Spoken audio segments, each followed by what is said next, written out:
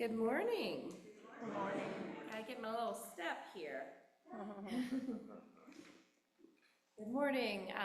I'm Reverend Lauren Levwood. It's so good to be serving as the minister of this congregation. You can find me here on second and fourth Sundays of every month, and also lots of other amazing speakers on the other Sundays. My pronouns are they or she. I'd like to invite us to take a look around the room this morning. If you're comfortable, you can look into someone's eyes near you or across the space. Maybe notice someone who's new to you or who you've seen 1,000 times before. And just take a deep breath and silently appreciate the presence of everyone here. And if you're on Zoom, you can appreciate the imagined presence, and we'll appreciate and imagine those Zoom folks out there too. Look around the space through the windows, at the trees around, and the beauty that surrounds us. It's a good thing to be together, showing up for love together, doing this crazy, messy human life together on this beautiful morning. And now we're going to take a moment, if you're comfortable, closing your eyes and centering into yourself, into your body, on your heart or your knee, and take a breath and appreciate your body this morning. This body that's carried you all of your life and brought you here to this moment. And just saying a prayer of gratitude for this body that gives you a home.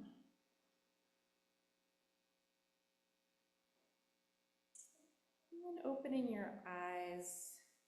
So now that we've connected without and within, we are going to do a shared call and response call to worship this morning. So I think we're prepared. You should have a piece of paper that has a picture of a flower of the shared UU values, and then on the other side it says, "Love invites us" at the top. This is a litany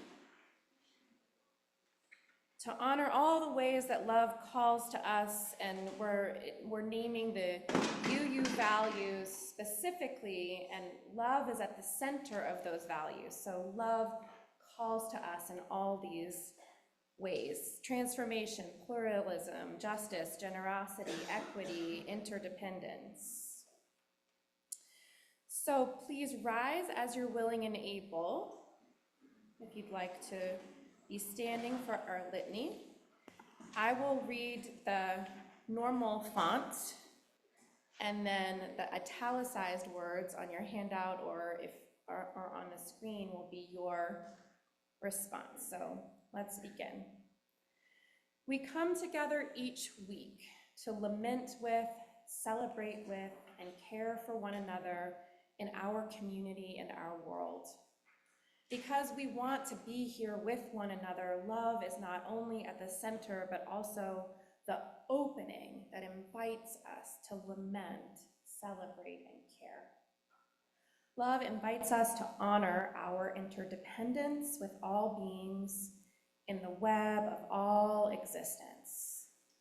Love invites us to envision a world where all are free from exploitation, and the smallest to the largest are protected and nurtured with care and respect. Love invites us to revel in our uniqueness, using pluralism as our guide.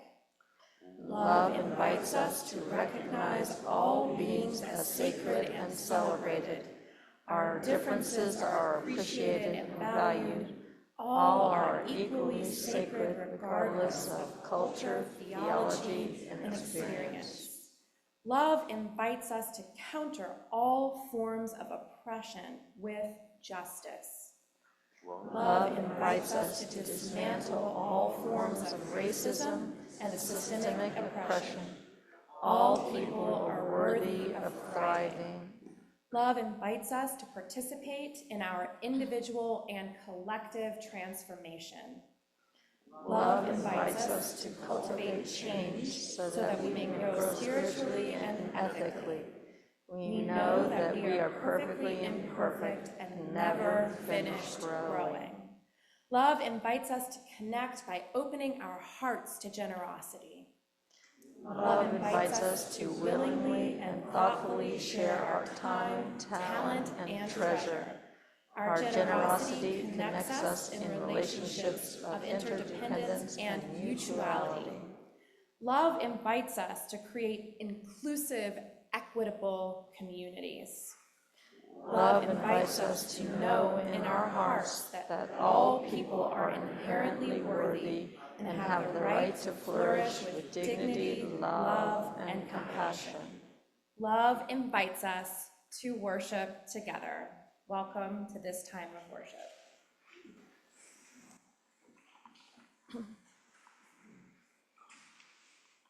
Good morning. Good morning. On behalf of the entire community, I welcome you to the Unitarian Universalist Church of the Shenandoah Valley. I am Lena Hurt, your worship associate for today's service, and my pronouns are she and her. We wish to acknowledge that we are gathered this morning on the traditional lands of Shawnee, Massawomack, Manahoac, and Monacan tribes, who thrived in this area prior to the arrival of European settlers and then colonized this land. Please join me in a moment of silent acknowledgement for this reality and for our commitment to solidarity and Indigenous sovereignty.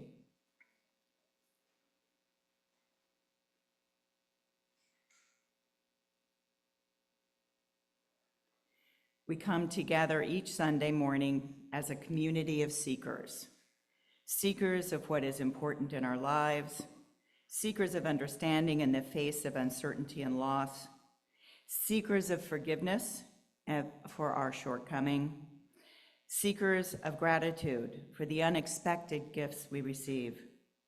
We affirm we gather in awe of the beauty of nature and the mysteries of the universe. But most importantly, we come together as seekers of a community of love and empowerment, celebrating our search for truth and meaning in our daily lives. Now, as Sharon comes forward to light the chalice, let us all say together, here and online, the words for lighting the chalice. In the light of love and in the warmth of love, we gather to seek, to sustain, to share. And I invite you to join with us as we say our covenant. Love is the spirit of this church. The quest for truth is its sacrament.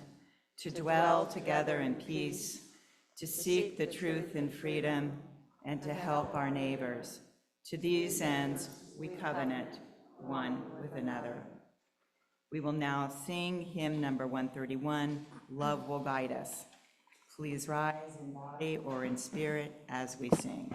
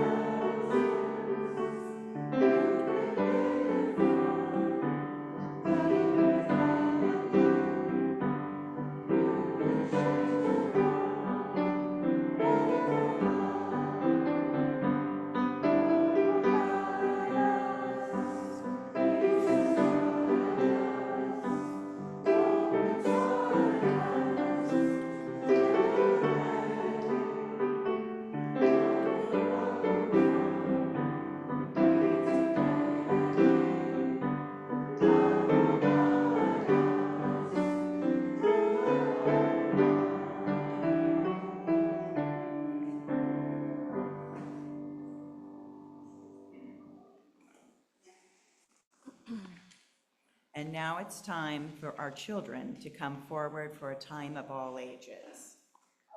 So, boys and girls, today I'm going to be talking, and we can start with the first slide, Mr. Hurt. I'm going to be talking about the stars. Have you ever gone out at night and looked up at the sky and see all the beautiful stars? I see a thumbs up. Yeah?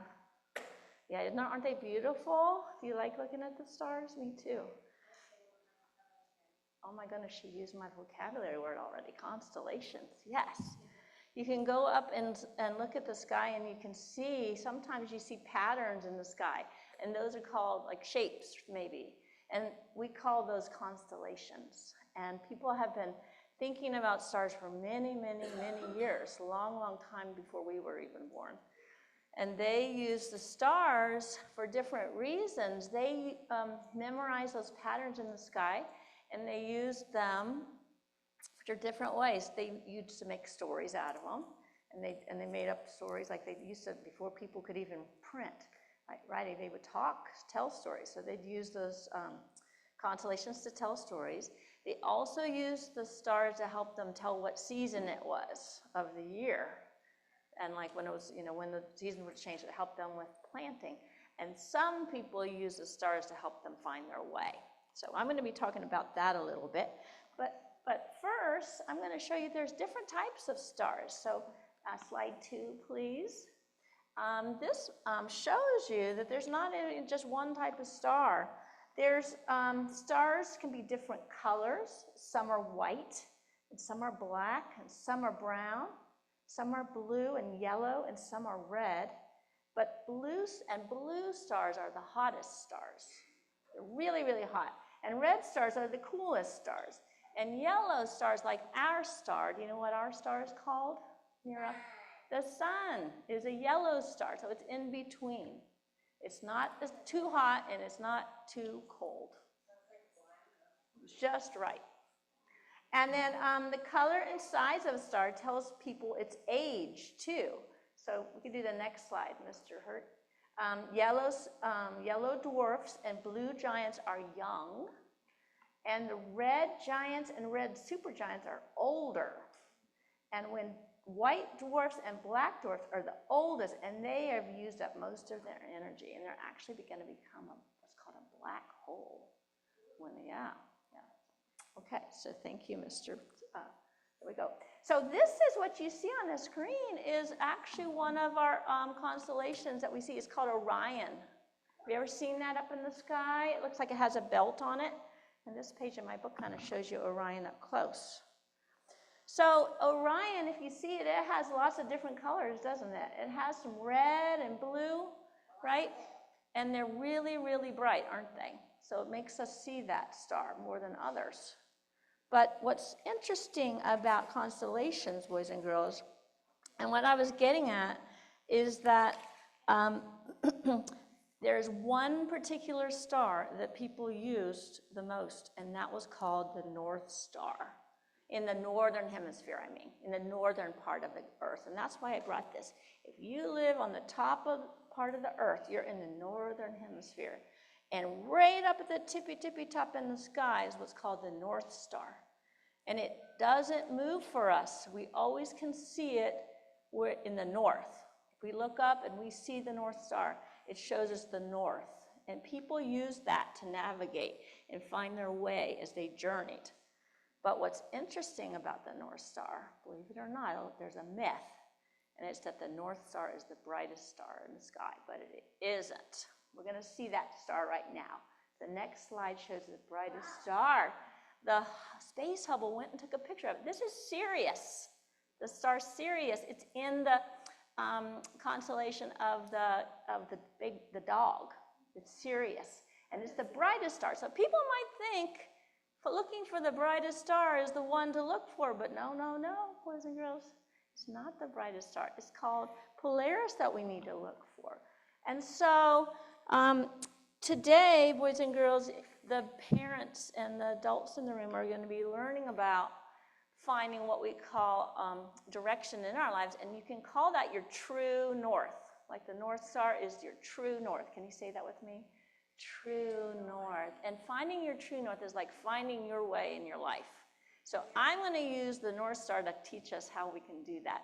Okay, so if we turn to the next one, this is a constellation too. It's called the Big Dipper. Have you seen that one before? It looks like a little, like a dipping, to dip water, right? Okay, so, and a lot of people, this one doesn't have the North Star in it either. It doesn't.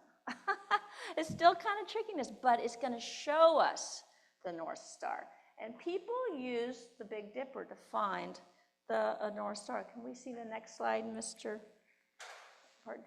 There's this called the Little Dipper. And see the very tip, it's kind of an upside down scoop, right? And see the tip of its handle? The very tip of its handle, that is the North Star. And you can use things in your life, like the people in your life and your teachers and the things they teach you to help guide you to your true north. So let's see the next page, Mr. Hurt.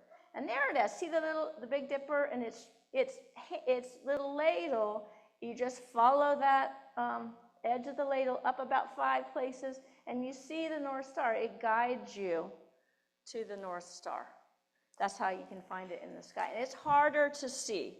And sometimes it's harder to see the right things to do in your own life. But you can have the people around you guiding you, and you can have principles just like your parents have to think about. And look at the biggest one, love. Love can guide you, and a lot of other good values like we're going to be talking about in our church today. They can guide you too. So I just want you to think, boys and girls, you're finding your true north, the way you need to go in your life. And when you go out at night and you see the Big Dipper, remember, it's helping point you, just like the people in your life, it's helping you point you to that North Star, that guiding star that helped so many people. Sailors have traveled by the North Star, and even slaves when they were in the Civil War. The Harriet Tubman, have you ever heard of the story of Harriet Tubman? Helping guide them, they call it, follow the drinking gourd, follow it to the North Star. You can find those things in your life as you're traveling. We'll see the last one that shows the big bear and the little bear. There it is, the Big Dipper, finding that little bear. And isn't that something? Those little bears, actually, the little bear is the one that led so many people to safety. So the things we do don't have to be big, do they? They can be small acts of kindness too. Well, I'm going to give you guys 2 things, and your teacher can let you have them. On one side of it shows us the big bear dipper. The big bear, and the other side's a little bear. So remember, little bears can do big things, can't they? And then you get to have this paper that shows you all the wonderful, are you our teacher today, Miss Paula? She's a student today. Would you like one of these? Oh, you wanted to see the screen. Okay. All right. And if I could have their teacher too, I'll give them the. This is by Reverend Julian Jamaica Soto, incredible UU poet. We hold hope close. In this community, we hold hope close. We don't always know what comes next, but that cannot dissuade us. We don't always know just what to do, but that will not mean that we are lost in the wilderness.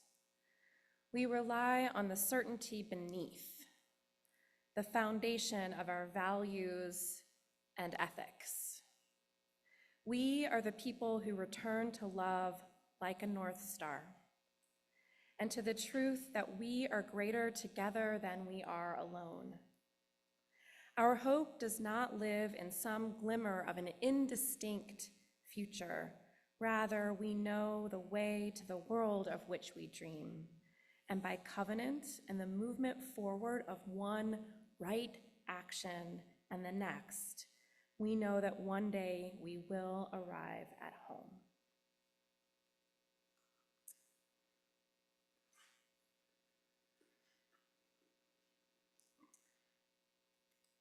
So I'm going to begin with a story.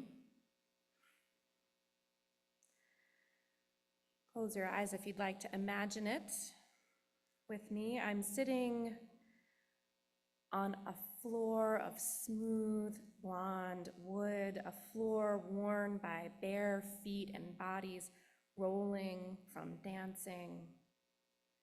Limbs have been flying and merging and moving through this space over many years of time. And the yellow haze of summer sunlight filters through the green leaves from outside and cascades through these windows that reach all the way to the ceiling, pooling in long rectangular columns of light on the floor where I sit. I'm sitting with others, with groups of 3 or 4 people. There are clusters of people sitting in this room together with tiny piles of discarded treasure in front of us. I'm not sure if these piles were of buttons or beads. Maybe they were ripped up little chewing gum wrappers. It doesn't really matter what they were. It's not what the piles were made of per se, but what we were doing with them that was important in this story, in this memory.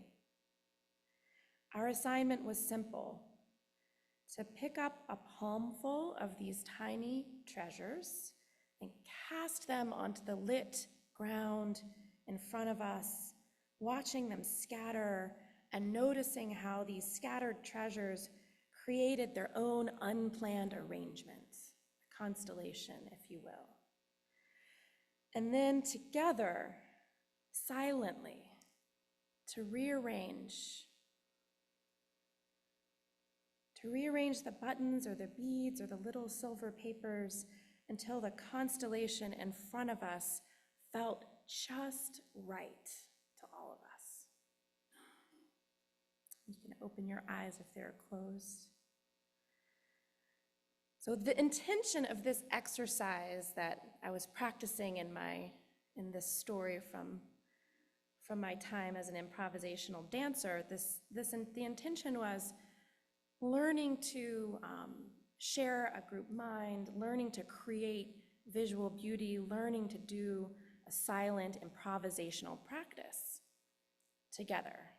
Improvisers practice a lot. It's just not always the same.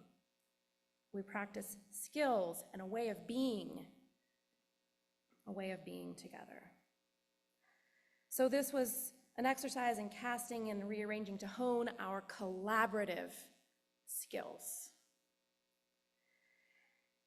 So as dance artists, our rehearsals and our classroom time was often a practice of noticing, of creating and recreating, of looking and listening and sensing and of curating what we thought the moment was asking of us until we reached some sort of shared alignment, and often something that we felt had some sort of beauty. We were seeking beauty, and perhaps throughout it all, we were also honoring something unnamed, that there was never a perfect, that there was never an exactly right, and that we would never do it the exact same way again. There was only this now moment and what feels satisfying to this moment, and listening and paying attention was what led us to that feeling. The practice of presence. The practice of presence can lead us to experiences of awe or reverence or wonder. And we were striving to create that experience. It's something that we can cultivate. I mean, maybe nature gives it to us too if we pay attention, right? Like the full moon this week or the stars. And also we can sit back and simply notice it in moments like the beginning of our worship service when we looked around the room and noticed, and you might want to do that again right now, this constellation of people arranged in this space, in this particular way, on this bright morning, with a little living thing flying about the space and some other living things outside. This is how we appreciate the magic that's already in the world, because it's here. It is incredible to be a human being. And maybe co-create and make a little more of it, make more magic out of the magic, if you will. So I'm going to link this story to personal intentions, and then to our shared values, and then to what we're going to be doing this year together, which is reinvestigating our mission and vision. So there's a flow that connects all of these things, and it begins with presence and listening. So you'll feel that thread. So a few years ago, I chose to dedicate a full year to weekly life coaching. So I met with a coach every week for a year. And part of what we focused on was honing my personal values. So she was with me as a partner as I determined what those were. And the practice was choose 3 values from which can be your own personal rubric for decision making and for living life. So we started in July. We went from July to the next June. And so by January, 6 months in, I was waist deep in value discernment. You'd think maybe I would have gotten to it a little quicker, but naming the top 3 values was not easy for me.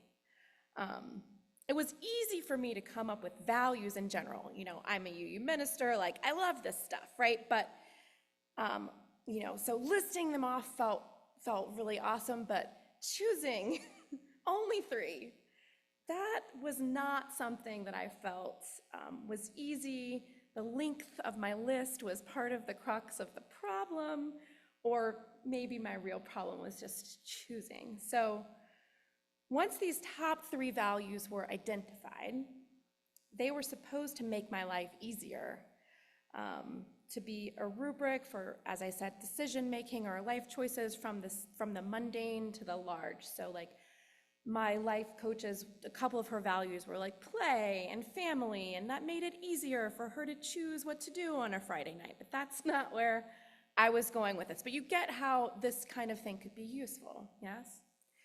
So I did eventually choose my top 3 after a while. My process was like me. It was deeply internal, and it was kind of like the Desiring Constellations, a silent, like we're gonna move these things around until it feels like they're locked in and they all support one another, like a constellation. So my top 3 values that I ended up landing on were compassion, integrity, and authenticity. And I do still feel very, very deeply aligned. I appreciate now the 6 months that it took, even though it felt so long at the time. I chose compassion as my first value because it connected me to the center of love. That word connects me to the center in my core. And it's a way to honor spirit and intuition and kindness as a motivating force for choices. So that really worked for me. And then next, I knew I needed it to have a partner, because for me, it also had maybe a little bit of an inherent weakness, which I'll explain. So the helpful partner to compassion for me was integrity. I hoped that the truth serum of integrity, that's kind of how I imagine it. Integrity can also have to do with alignment, right? But right alignment with words or speech or form. So I hoped that that truth serum of integrity would be a balancing rod to compassion, and that it would keep me falling into the unhelpful trap of either overextending myself towards compassion for other people, like people pleasing, which is not really right alignment, or to help keep my heart generous and open in case I was feeling very self-compassionate, that integrity could call me towards being more generous, so that it would serve as this boundary or this balance. And then finally, I added to the first two values, my third value was authenticity.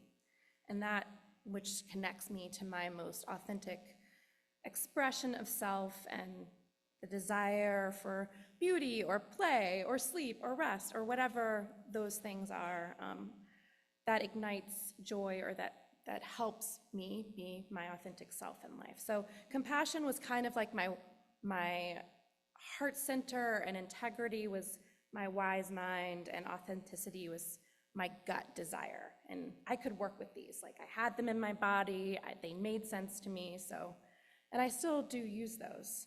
And incredibly, as I shared these carefully crafted personal values with my coach, Selena, her name, she also happens to be a yoga teacher, and so she was familiar with a text that I had heard of before, but I had not really personally studied much, called the yamas and the niyamas. I don't know, maybe some of you who practice yoga here, anybody relate to or know those? So the yamas and the niyamas are a yogic moral code. They're ancient, they're written thousands of years ago. She asked me if I'd heard of them, and I was like, yeah, I mean, I've heard them mentioned in yoga before, but where are you going with this? And she shared with me that my first two personal values of compassion and integrity reminded her, and my description of them, reminded her of these two balancing partners of the first two yamas, which are ahimsa, or non-harming, and that was what reminded her of compassion, and then satya, or truthfulness, which seemed to remind her of integrity. So that was really exciting to me. I was like, yes, fascinating, I'm on it, like I'm connected with thousands of years of wisdom, and this is like, yes, this is great. I almost felt like an eerie alignment with the yamas and the niyamas, and I still kind of get a little shivers or energy just thinking about it, and I feel a kindredness to those people who, you know, I wonder what it was like thousands of years ago to kind of talk about and iron out and decide and determine and discern and record this particular set of values within a community.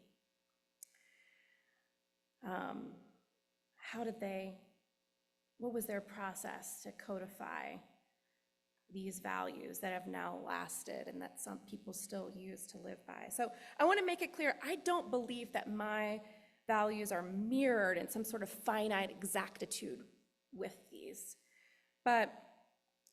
or even that the yamas and the niyamas in the book that I read by Deborah Adele, who translates them into English. If you want to pick one up, she has a very short English summary.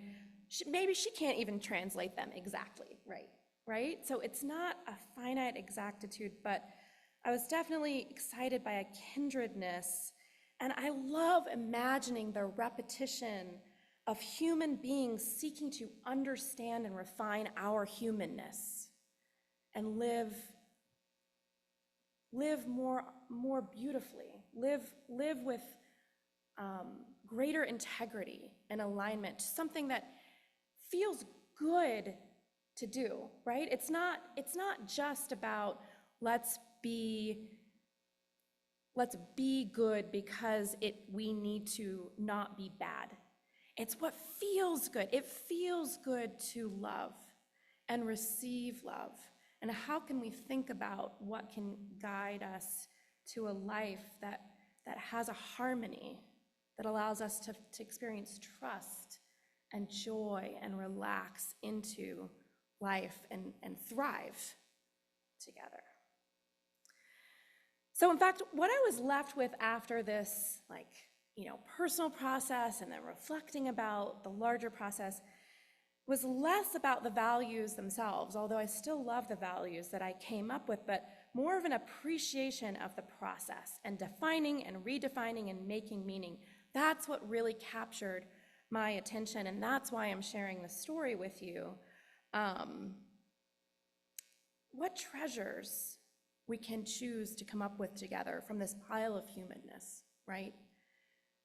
when we rearrange them together mindfully and feel a resonance with what we create. 19th century poet Arthur O'Shaughnessy writes, "We are the music makers, and we are the dreamers of dreams. We are the movers and shakers of the world forever, it seems." And Brene Brown, human emotion expert, writes, "We are the map makers and the travelers. This is part of what we do together. We're all navigating this human experience together, and as we travel in the cohort of our era, of those who we get the privilege of being alive with, we can make maps of meaning just as others have before us. We can take the maps from the past and we can see how they fit as we chart our way in this particular lifetime. And this cartography is what creates us as travelers, and it's a deeply human thing. This is a deeply human thing that has existed across time. Spiritual map making indicates that we have chosen this journey and that we are on it with intention. And truly, it is a privilege to claim our priorities and divine our own lives. Maybe it's necessary or integral to life, just like as a rudder is needed to ply the starry sea, right? We have that in one of our UU hymns. But it's also a privilege. So linking this to the now within Unitarian Universalism, it is a great privilege in the Unitarian Universalist faith tradition to be alive in this moment in sharing in a religion that has been exploring its own theology and values together today. I know this has not been easy for everyone, and I'll name that maybe even a little more fully, but it is also a great privilege and very exciting that we are in a religion together that has been co-creating and refining and redefining. Now we have our historical principles, a couple of different versions of them, and we also have taken those and woven them and meditated on them and thought about them, thousands of us actually, and come up with something new that still retains the essence and even some of the language of the old to guide us in this moment. One of the really cool things about our new shared UU values, which you have on your little handout, is that, and you actually don't have the writing of them, so I'll have to refer you to look more deeply into that. But one of the cool things is that they're briefer because they have just words, but also they're longer than the principles. And one of the things that we added was a statement of what they are, and then a statement of how they invite us to act in the world, which our principles didn't have. We could talk about how our principles maybe what might motivate us to act, but our new values say, and then justice requires us to, or calls us to act in this way, right?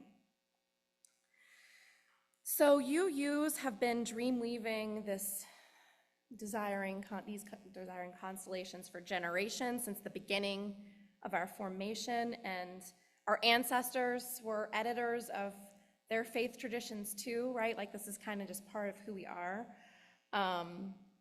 And many religions do this. Our cousin religion, UCC, sometimes we call them Unitarians Considering Christ, but we know they call themselves United Church of Christ, right? That created OWL, the OWL program with us. They have a great quote by Gracie Allen that is just so kindred. "Don't put a period where God has put a comma. The Spirit is still speaking." And Jewish Midrash continues to reflect on sacred texts. So it's not just us. I think we need to remember that a lot as you use. So it's not just us, but this is who we are. This is part of who we are. We don't put a period. We have a comma and we keep going. And so I want to name that I'm new here, so I haven't been in your conversations about the shared values or Article 2. Raise your hand if you found that process energizing or if you were engaged by it. Did you participate in it? Some of you maybe did. Someone back here. Did you know about it when it was happening? Did you not know about it when it was happening? Anybody? That was also an experience. So for some, the process was energizing and engaging. For others, it was like run-of-the-mill. For some, it was hard to approach. For some, it was like whiplash because you found out after it happened. And I know, but now we're in the after, right? And we're in the process of, or we're in the place of, okay, so we have these things that were co-created. And it was really cool for the people who did it. I was kind of like a little nervous about it, so I did participate. That helped me. I kind of feel for people who didn't get that experience. And I just want to say, just like a parent who has an additional child doesn't love that one any less. Like, we can have more is more, right? We can have our love for the principles and our love for the values, and we can continue to love them both and respect all of who we have been and who we are, and they're useful tools. I mean, we don't have a holy book. We only have this couple pages, so I think like we can work with it, right? There are so many stars in our palms. There are so many sparkling of ideas of love out there that we can cast into the night sky, that we can use to guide us. And so I invite you to explore these values. We're not going to, as you know, because the sermon is coming to a close, we're not going to explore what they mean today, although we did a little. We started with that. We started with speaking them and feeling them. And we're going to do that as well as a community as we explore our mission and vision together and reframe and redefine what that is. So what we're doing now is preparatory work for that, thinking about what is our mission and vision statement here? What are we going to choose to guide? What words can help guide us now? It's not that the old one was bad, but usually you need to revitalize it when you don't remember what it is, even if it's written like on the back of your bulletin. It might need a little new spark. So we're gonna be doing that together, and there are gonna be a lot of sessions, and this is why Lena is here as the worship associate this morning, because she's really helping to guide that as well. So get excited, because this is an exciting time to be a part of this community in this moment as we redefine what our guiding stars are, and as we relate to these new shared values that have a little bit of sparkly energy, actually, when you get to know them. So I am going to conclude by how many people know the new mnemonic for the UU values? Okay. It's like with some of our grown-ups, it's got a little bit of an edge to it sometimes because it's silly. And so therefore maybe not super respectable, but it's up to you whether you want to have fun with it and enjoy this creative mnemonic that was created for our children who love it, okay? Our children love this. Who knows it? Do you want to shout it out? Jet pig. Jet pig. And I have to say, like, imagining a very cute pig with a jetpack on its back that has love at the center of his or her heart it's catching on. So it's not going away, okay? So let's say, and love is at the center, right? Love is at the center of the jet pig and of all of the values. So let's say them aloud with this mnemonic, and then you'll never forget.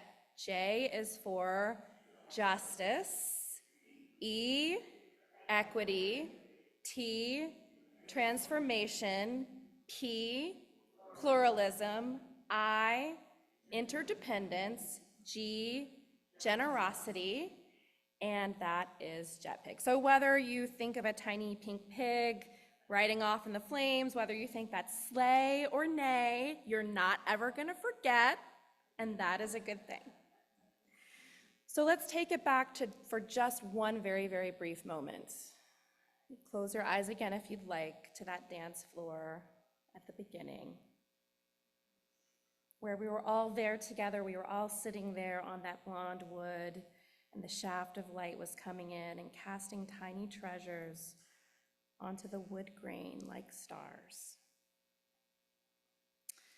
May we all cast our own stars, and may we cast collective stars together to co-create more beauty and more love, and may we do this over and over again as much as this community needs until it feels just right. Amen, amen, amen, and blessed be.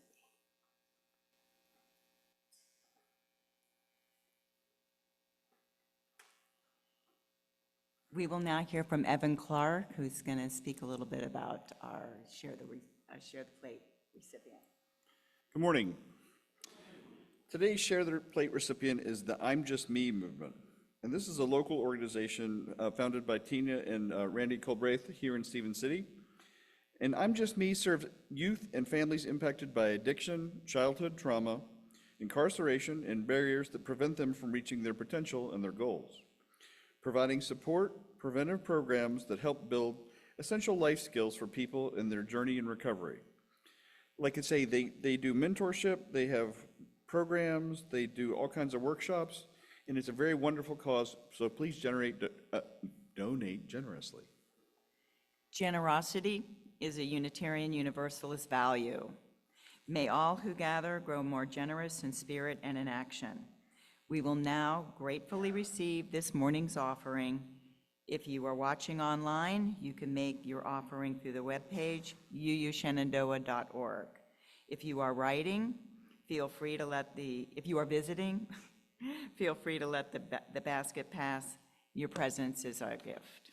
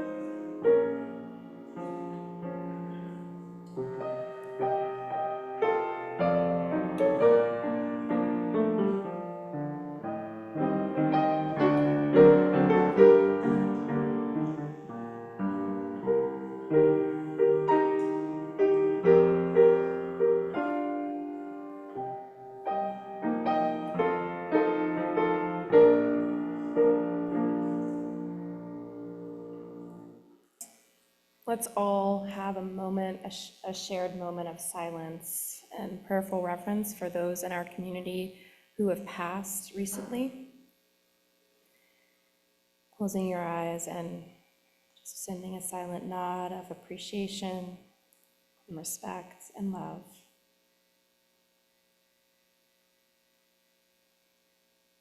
And then prayer of joy or sadness or desire or grief or whatever else is there in the caverns of our hearts that has not been named this morning.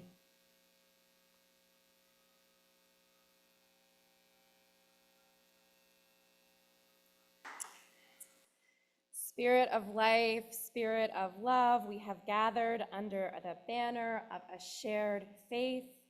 We are born of a welcoming grace that extends and receives love.